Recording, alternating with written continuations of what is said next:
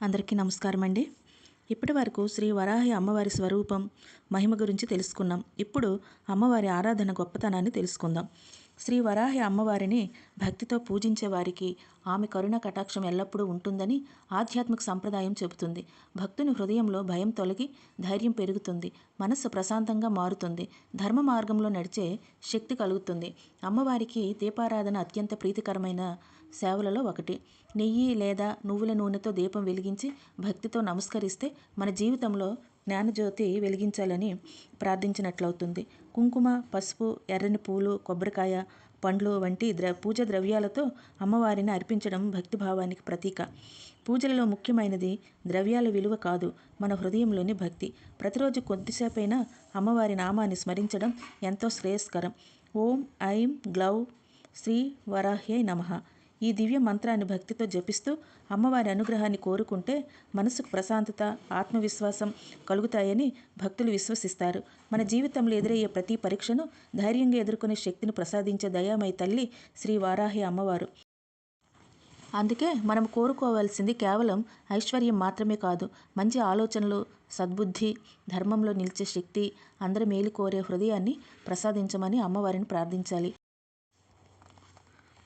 శ్రీ వరాహి అమ్మవారి అనుగ్రహం పొందడానికి పూజ మాత్రమే కాదు, పవిత్రమైన జీవితం కూడా ఎంతో ముఖ్యమైనది. అమ్మవారు భక్తుని హృదయంలోని నిజాయితీని చూస్తారు. భక్తి అనేది కేవలం పూలు, పండ్లు సమర్పించడం మాత్రమే కాదు, మన ఆలోచనలు, మాటలు, చేతలు కూడా పవిత్రంగా ఉండాలని అమ్మవారు బోధిస్తారు. ప్రతిరోజు కొద్దిసేపు అమ్మవారి నామస్మరణ చేస్తూ ఒక చిన్న దీపాన్ని వెలిగించి ప్రార్థించినా అది అమ్మవారికి ఎంతో ప్రీతికరం. భక్తి ఉన్న చోటే అమ్మవారి అనుగ్రహం ఉంటుంది. కోపాన్ని తగ్గించడం, అసత్యం మాట్లాడకపోవడం, ఇతరులకు హాని చేయకుండా జీవించడం, ఆకలితో ఉన్నవారికి అన్నదానం చేయడం, అవసరంలో ఉన్నవారికి సహాయం చేయడం, ఇవన్నీ కూడా అమ్మవారికి ఇష్టమైన సేవలే. ధర్మాన్ని ఆచరించే వారి ఇంట్లో శాంతి నెలకొంటుంది. సత్యాన్ని పాటించే వారి జీవితంలో దైవకృప నిలుస్తుంది.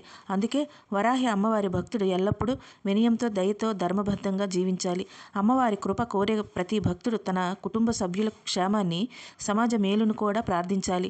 స్వార్థం కంటే పరుల మేలు కోరే హృదయాన్ని అమ్మవారు మరింత ప్రేమిస్తారని భక్తి సంప్రదాయం చెబుతుంది.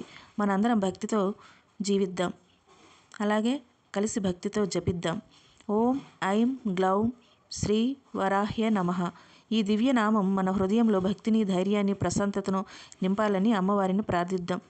అమ్మ వారాహి, మా కుటుంబాలను కాపాడు, మాకు సద్బుద్ధిని ప్రసాదించు, ధర్మ మార్గంలో నడిపించు.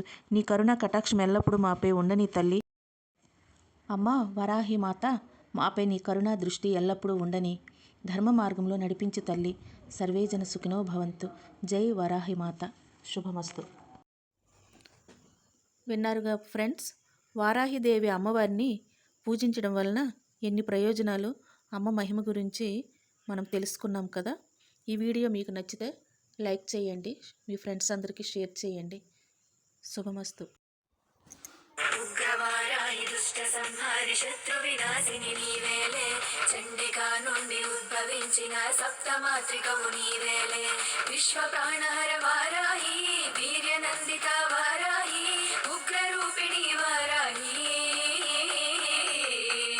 ఓం ఐం క్లీం ఐం సర్వసిద్ధిప్రదాయే. ఓం వారాహి